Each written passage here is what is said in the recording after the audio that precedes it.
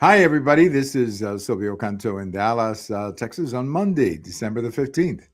And as we like to do once a week, we'll be chatting with our good friend Bill Katz, the editor of Urgent Agenda. Bill, welcome. Happy Christmas. Merry Christmas. I guess it's still 10 days away, but everybody's saying it now. So, Merry Christmas. Merry Christmas to you, and to your family, and to everyone. Thank you. And I hope we can all have a happy holiday. So That's far, right. it's been pretty grim. No, it's been these last 24 hours have been brutal. We'll talk about that. But just out of curiosity, Bill, it's Hanukkah also, right? This week? Yes, Okay, all right. So happy Hanukkah thank you. as well this week. It doesn't always, is it always at the same time as Christmas, please?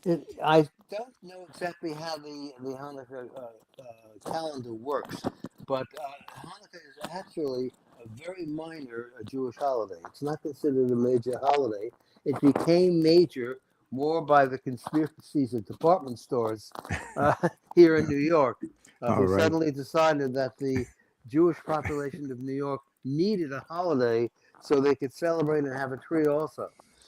Well, and a reason to buy something. I mean, Oh, of what would a course. holiday be without a gift, right? Absolutely. I mean, now that we have a big holiday, you got to go over to Macy's and take care of everyone. Right. Get something for your mom, who doesn't want to, Sure. nobody wants to go to Hanukkah without a gift for your mom, I Of guess. course. Well, happy Hanukkah then to everyone, and Merry Christmas anticipated. To that's still 10 days away or nine Sure. days away. Depends what.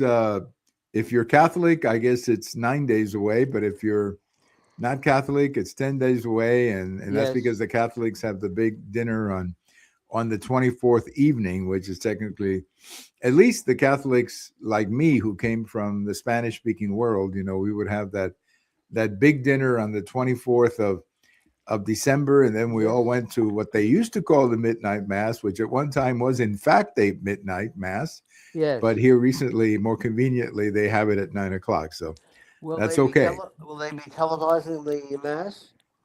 Well, they usually do. I mean, the Pope, Yes. they usually televise his mass. The Pope usually, and then this is going to be, of course, Pope Leo's first mass as a Pope. So I'm sure that'll get a lot of publicity. But here's the trick, Bill. Here's the trick. This is what I've been kind of doing for years.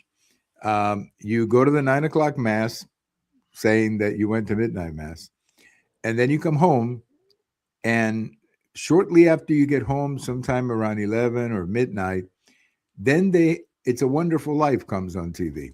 So Ah, it's a great movie. it's a fantastic movie. It's one of the Yes. best ever. And so you watch It's a Wonderful Life, and you get your kicks out of that too. So of course, when we had small children, we couldn't come home. In fact, we couldn't go to the 9 o'clock mass because Santa Claus was coming. So Yes. usually they had to be in bed by 10.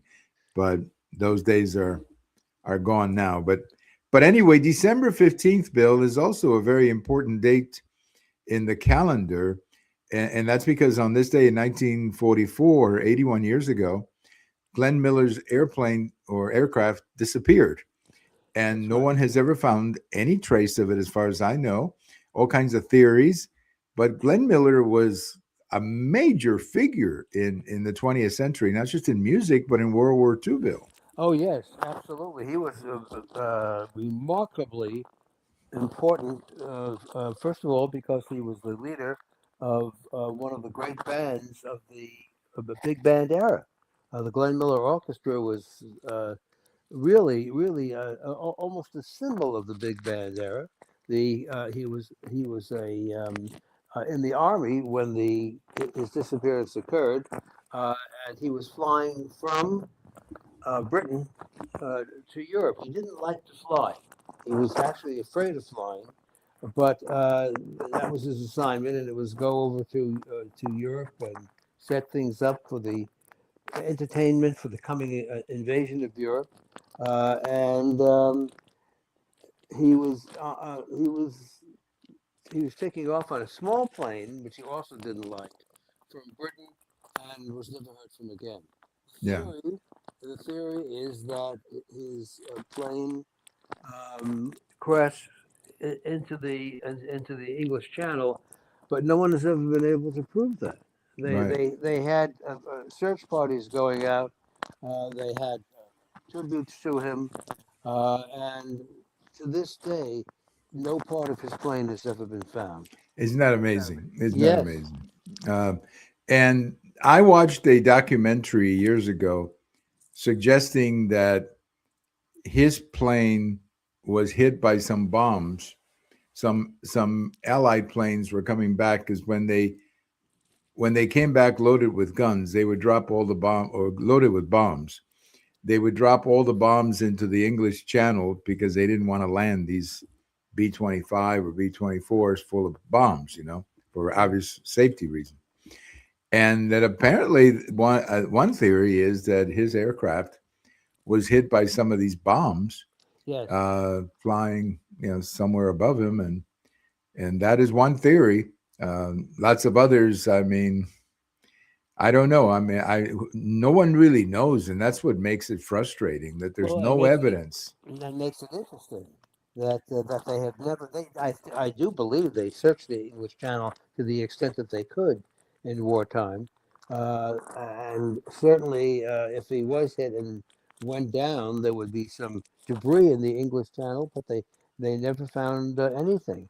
Right. It's possible he crashed along the shoreline with France and may have crashed in an area that was not highly inhabited, and that was it. But the mystery of Glenn Miller remains a mystery. They made a movie with Jimmy Stewart playing Glenn Miller, very popular movie, and they had to include that factor in it. I think there probably have been some searches that are still going on. And maybe people who had a financial interest or people who just interested. You hear these stories occasionally of people who go to Europe with the hope of finding the Glenn Miller aircraft in the English Channel, but nothing has turned up.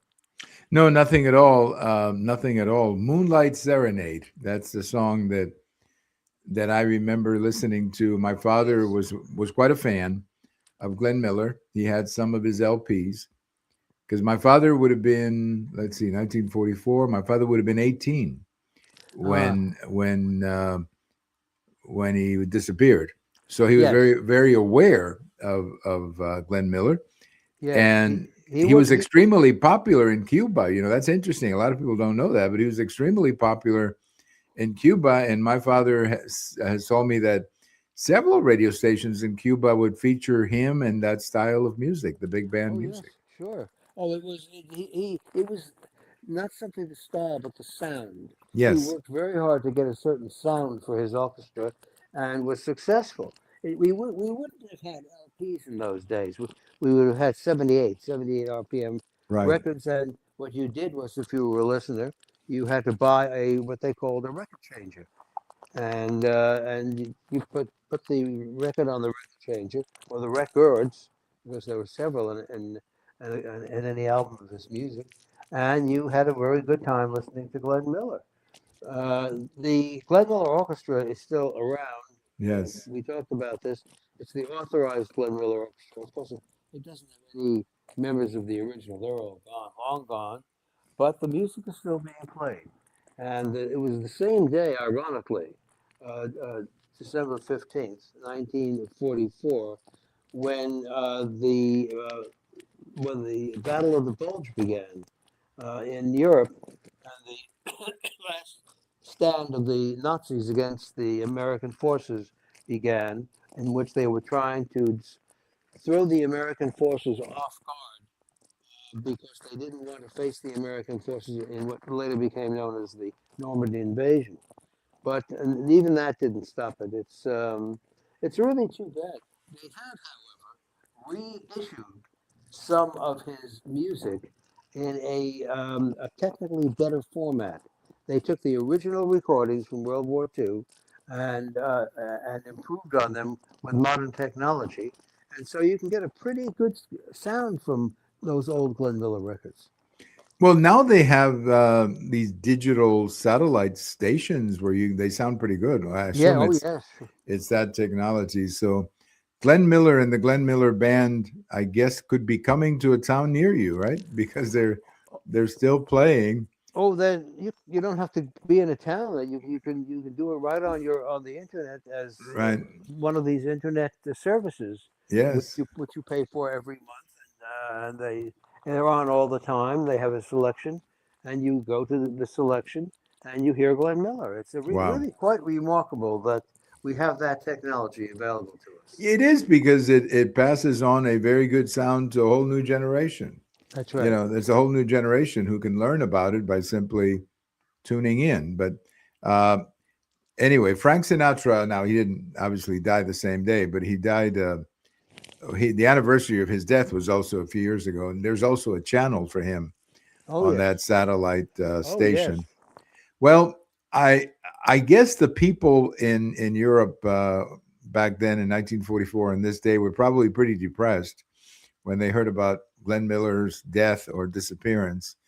Probably not too much more depressed than many of us are right now with the kind of news we have to talk about, Bill. First of all, this terror attack in Australia. What a terrible! I mean, that was clearly a terror attack against a certain religion because I think they attacked a synagogue, right? No, When they were they attacked a beach where there okay, was a party, being held for the Jewish community of that part of Australia, and it was a regular annual event. Everybody knew it was coming, and this man and his son apparently drove up and just started firing into the beach. I mean, there were mostly children down there. It was absolutely vulgar what they did. I mean, children were just going into the water and everything, and they suddenly heard these guns firing and didn't know what was happening. And many children, well, 15 have died so far in the attack. Many others injured, wounded, and basically a slaughter. And they have captured, I think, two of the assailants. That may all be all there are, but they are captured and stopped. But the damage, of course, has already been done. I mean, with the fact that the attack was so direct and caught children on a beach, a lot of casualties. A lot yes. of casualties. But you know, when you were describing this, that it was an attack on children, the way they did it, it's almost like October 7th all over again. Oh yes. That Oh, was my thought. You know, when I was hearing the tactics, these tactics of looking for children or vulnerable people and attacking them when they're obviously not capable of defending themselves, like what happened on October 7th at that music festival. hmm I mean, it's terrorism of the worst kind. And I understand, Bill, please explain it further, but I understand that the Prime Minister of Israel uh, spoke with the Prime Minister of Australia and was a bit critical of what's going on in Australia, or am I right? Oh, I don't know if he spoke directly to him, but he certainly spoke about Australia, because the Australian government that is in power today is a left-wing government. It is they claim they're not anti-Israel, but they really are. And the traditional attitude of Australia toward Israel has been one of positive thinking and positive relations, but that group was voted out of the Australian government. What you have today is a group of leftists. They claim that they're still friendly with Israel. People doubt it, and but the prime minister did go on, call it an act of terror. It conceded that it was against a religion, but he didn't talk much about uh, what religion or why this was so critical. Hmm. And I think there's been a lot of anger toward Australia on the part of Jewish organizations around the world, because it has taken a very cold attitude toward Israel in recent years. Yes. Anyway, we're just as a reminder, we're chatting with our friend Bill Katz, the editor of Urgent Agenda. We're doing it by audio. And that little thing that you see over Frosty the Snowman, that's Bill. But you can't quite, I mean, on the screen, that is. but you can't quite see Bill because it's just a little box that says William. But that's where his voice is coming from. Just wanted to tell the audience that's where Bill is coming from. But anyway, always great to have you, Bill. But why is it? Let me try this on you. Why is it that so many governments from the left have a problem with Israel? And it's also true in Europe.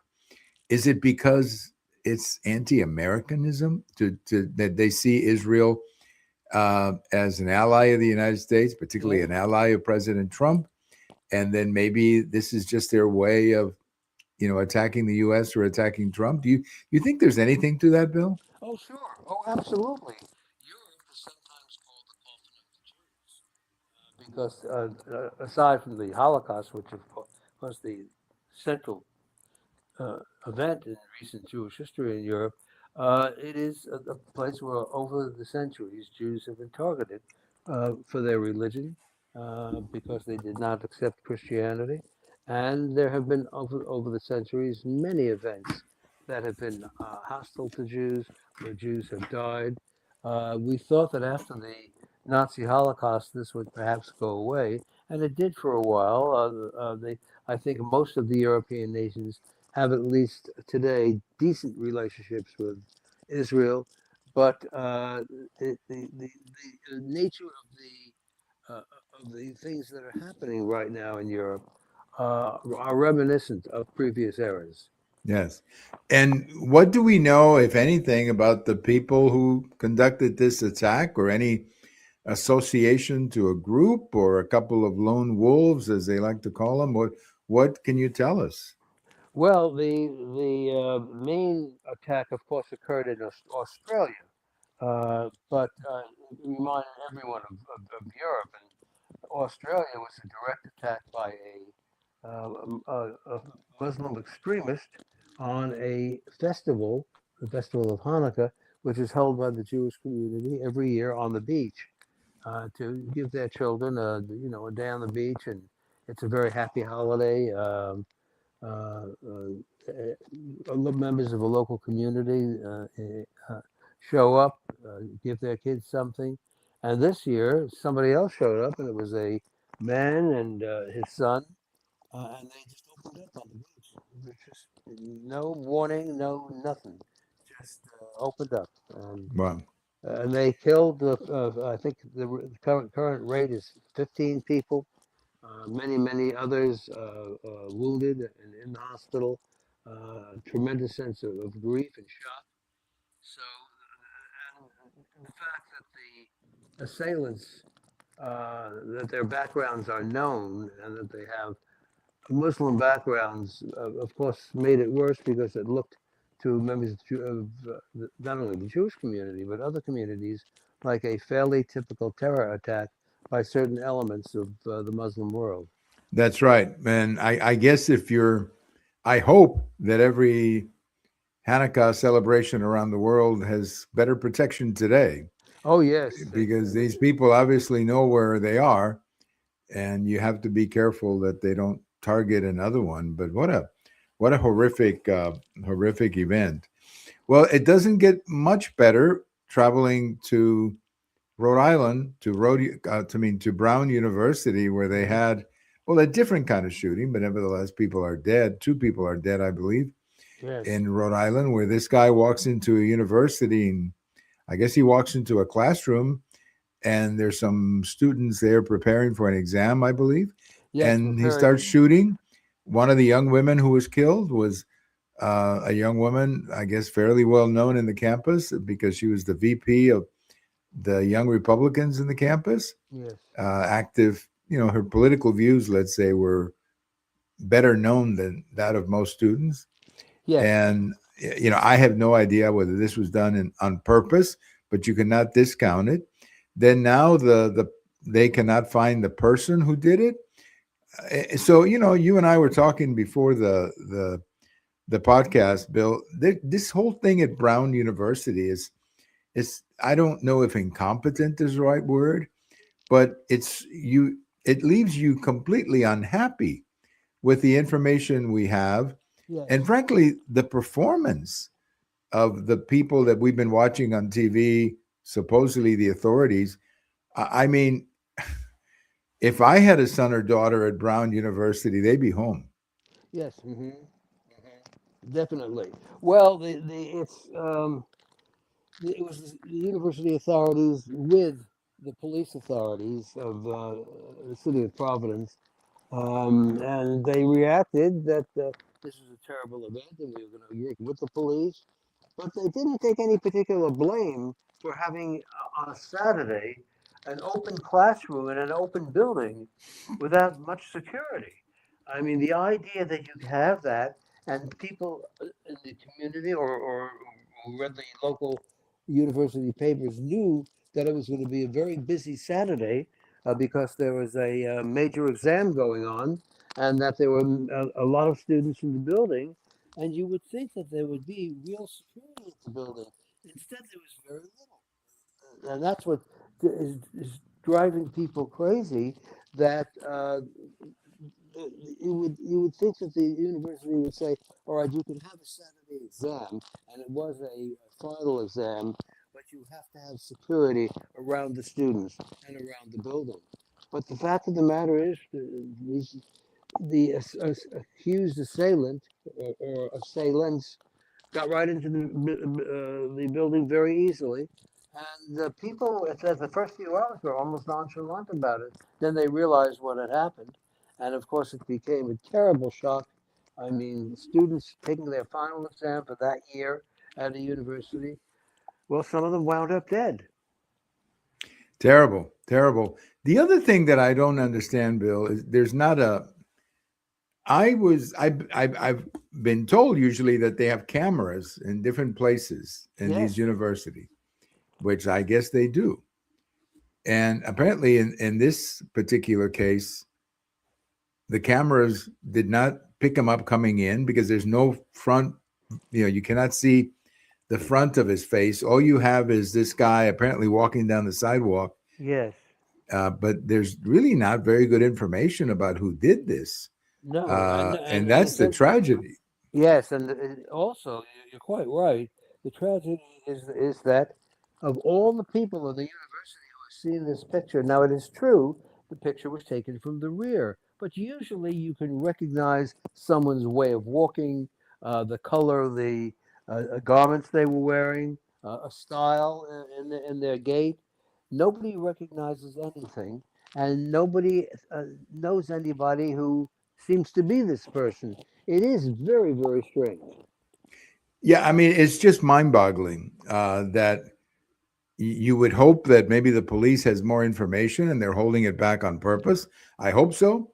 I don't want to I don't like to criticize the police just for the sake of criticizing them because it's a very difficult job. Sure. But at the same time, what really puzzles me, if I was a parent of a student in that school, would really be puzzling me is what happened to the cameras? Did Yes. they do they turn them off on Saturdays? They may not have had any. They may not have had any inside or in these particular rooms. We don't know that. You send your child to a major school, you assume there's reasonable security, but apparently on this day, the individual, the presumed assailant, walked right into the building on a day when major exams were being taken, walked into a classroom. He seemed to know where classrooms were, but Right. that doesn't necessarily prove anything, and started shooting.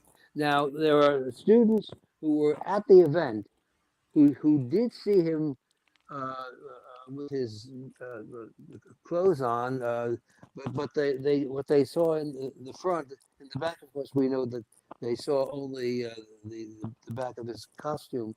But some of the people did see the front of what he was wearing. He was also had a wrap of some kind around his nose, and that didn't mean anything. In other words, nobody recognized that either. Well, what a horrible tragedy given the holidays for these families, and I sure hope that every school in the country decides to put cameras in their buildings if they don't have them already. And of course, the other thing too, Bill, it didn't take but 5 minutes for the gun control people Oh, to start blaming this on the guns. yes, And then somebody reminded them, well, Rhode Island has pretty strict gun laws, exactly. and it is illegal to bring a gun to the school. They forgot that one too. And it's like, once again, we want to change the debate to the guns rather than everything else that happened that day, Bill. Well, that's true. It took a while for people to realize what had happened. I mean, the first reports were that there was a shooting at Brown University, but with very, very little detail. And it was only later that it came out that the shooting was of students, that some were dead, that others were wounded. Uh, I don't even know if Brown has advanced security inside buildings because it seemed to me, from what I saw, it was fairly lax on the issue of security. It is just stunning to me that not one person who saw this individual go in and who saw what he was wearing, saw what regular clothing he was wearing, in addition to the clothing he was wearing for the kill, that not one of them had any idea who it was. Yes, that's exactly right. And I don't know. I'll say it. I'll say it without having all the information. But I think he obviously knew. I'm going to say it. I think he had to know who was in that room for him to target that room. And apparently, from what I've heard, he was targeting people. So maybe he knew. And I know that I'm speaking without evidence, but I just get the feeling that he knew who was in that room, and he was targeting people in that room. Unfortunately, one of the young women who was killed was a well-known student there who's a vice president of the Young Republicans, I think. Yeah. I don't know if he did that on purpose, Bill, but that's quite a coincidence. That's all I'll say. It is, and the other point, of course, that is so stunning is that nobody thought to have guards at the door that day, especially to check uh, ID cards, because it was the day of a major exam, and it's not uncommon to have to show uh, uh, your university card to be admitted to a major exam. It's absolutely baffling, and not one name has come up that at least they have been able to release. And I think this is going to frighten people in many colleges around the country because in most universities, that's the way they conduct an exam, and they're sitting ducks. Yeah, unfortunately, what a terrible, terrible thing. Our prayers with the families. There's two dead, and I believe more injured, right? I think. Yes, yes. Two are dead, a number of injuries, and we don't even know if everybody got counted. People were running out of the school Right. as soon as the shouting started. We don't know if some wound up at other hospitals, but it's the sense of vulnerability. I mean, if I were a student at Brown, I would have very great difficulty signing up for an exam on Saturday when nobody else except the examiners is showing up. Right. Incredible. An absolutely incredible. I mean, just horrible, horrible situation. And then, of course, Rob Reiner, who I think, at least I remember him from All in the Family. I don't really know too much more than that. He was allegedly killed by his son. That's what we're hearing. Yes, What a horrible, he and he and his his wife. wife. What a absolutely horrible story that is. I don't really know much about it other than the headline that he was killed and with his wife, apparently, allegedly by his son. What an absolutely horrible. Seems like these stories back to back, Yes, just because make you sick, Bill. we said I've never seen so many big stories in such a short amount of time, and each one of them tragic. That's right. Very, very tragic. Our prayers as well with that family. Well, let's move on to one more topic here, Bill, and that's Obamacare subsidies that apparently will end at the end of this month. And if you listen to the Democrats, it's the end of civilization Of course. on the 31st of December. Everything that we have known as civilization will come to an end at the end of this month. And what makes me curious, Bill, is that these subsidies, as they're called, they were supposed to be temporary. Yes. They came out around COVID. Uh, they gave these subsidies to people, many of them making a lot of money, as I read. I Yes. mean, people making over 100, some people making $200,000 a year getting a subsidy. But Okay, but they were eligible under the rules that were set up when the program was set up. right, and I'm willing to, I'll cut them a little slack during COVID because we had to do unusual things.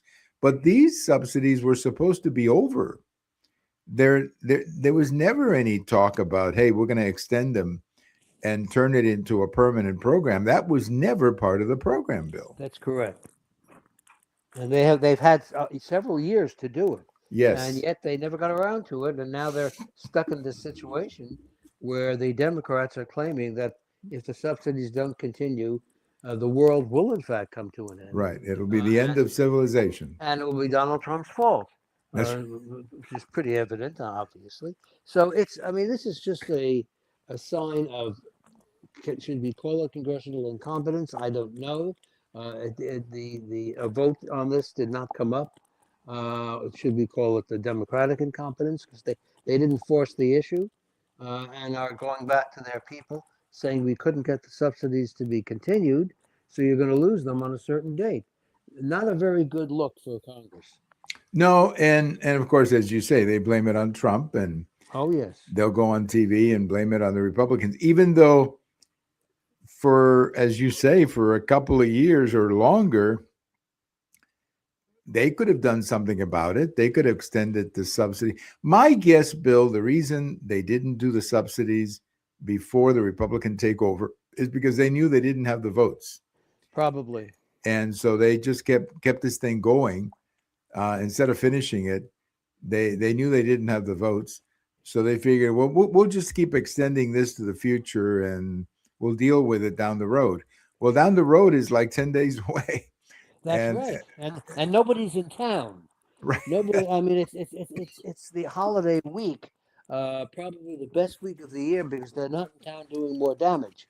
But you can't. I mean, this is if you look at the television news programs, they all have substitute anchors right, that's or right. somebody on the staff who was happened to be around. You take the evening news because everybody wants to be on vacation. Everybody wants to have a good time, and the sense of drama that preceded this issue before the holiday the holiday season just isn't there. No, and now they're putting up alternative plans. Yes, I guess the Republicans are supposed to be voting on one today, but it's not going to pass. Well, it may pass the House, but when it gets yes, to the Senate, it doesn't have 60 votes. So right. then, they'll just have to do another one. But the Democrats just want to extend the subsidies, I guess, forever. They want to. This is the new entitlement now. We Yes, and yes. it's absolutely crazy. It's absolutely crazy. But that's the way our politics, unfortunately, has become. Well, the Uh, hostility is so great. I mean, that no one wants to cooperate with anyone else. I've never seen hostility on this level before. Usually, you find some way out, and the leaders of the Congress will come together, and they usually were major bosses in those parties, and they would figure something out. But not today. No. Well, what you have in the Democrat Party too, I think, is this fear of a primary. Oh, So sure. if you're a Democrat, the last thing in the world you want to do is do anything that compromises with Donald Trump because they're going to nail you in the primary for that. That's right. Absolutely. Well, but the primary is attended by most of the biggest nuts in the Democratic Party. Right. Primaries get the very small votes, and the people who do vote usually have some personal interest in who wins the primary or some ideological interest that we're not going to do anything that might help Donald Trump. That's it. So it's all about Trump. We don't want to do anything. We don't want to sign anything with him. We don't want to agree even 50% with him because we don't want somebody to bring that up in a primary. I mean, that's what happened. I know I mentioned it last week, and I'll mention it again. But that's what happened to Henry Cuellar in South Texas. Yes. He was critical of the open border, and this guy had been a lifelong loyal Democrat who had been always a Democrat, and then he's critical of the border policy. He's critical of abortion policy, and the next thing you know, out of nowhere, I don't know where these people come from, but out of nowhere, a well-financed opponent shows up with all the money in the world, Yes. running against Henry Cuellar, and it was a young woman, almost beat him, Bill, almost beat Yes, him. came close, and a very well-known man and a respected man. Well, this is no way to play the political game, No. because this is nothing more than hostility and small-time politics, and it's dangerous in the end because somebody always loses in their bitter. Well, nobody, the country doesn't win, to say the least, when we That's do right. these things. Absolutely. Well, before we go, Bill, let me ask you, what is your favorite Glenn Miller song? Oh, I liked them all. I really did. I was a Glenn Miller nut. Now I was not old enough to enjoy Glenn Miller as an adult because he was killed in the Second World War. But once I became familiar with his music, I just liked so much of it. It was he picked very tuneful tunes. Some of them were written for the orchestras, most were not, and good lyrics, enjoyable to listen to. No anger, no politics, just good popular music played How by a first class orchestra. Yeah. What is your good guess? How many songs did he record? 50, 60, 100? I I mean, don't know. actually recorded. Um, I don't mean they performed, actual recorded in Glenn Miller albums or Yes, records I or, know what you mean. Yeah. yeah, Oh, I don't know. And remember that even once he went off to the service in World War II, he was still recording. And right. you can actually go to some of the music services now that we have uh, uh, on the internet, and you can hear those recordings that were made in Europe during World War II while he was in the army. He Right. recorded in the same hall that the Beatles later recorded in. Well, maybe that's why they used to call the Beatles the Glenn Miller of, Yes. of rock or whatever. Yeah, whatever. Well, Bill, as always, thank you so much for your time. It's always a great pleasure to chat with you. And I hope that next time we chat, that we have a few better stories. But I certainly hope so. given how crazy the world is, you just never know. But I want to thank you so much for your time, and give us a little time next week before Christmas, and we'll do another one of these. And maybe we can find something happy. I hope so. Thank you Thank very you. much, Bill. Have a great day. All right. Our good friend Bill Katz, the editor of Urgent Agenda. Yeah, there's just some bad news out of the world today. You know, the killing in Australia, the terrorist attack, really, in Australia, this shooting at Brown University, which just gets more absurd by the minute. I mean, it's just horrible what happened there. And then, of course, well, the Rob Reiner, you know, that's crazy what happened over there. What a terrible story that is. So just a lot of bad stories in the news today. I don't know, man. I all of this happening right before Christmas. What a horrible thing. Thank you for listening. This is Silvio Canto in Dallas, and we'll talk to you later. Bye bye, everybody.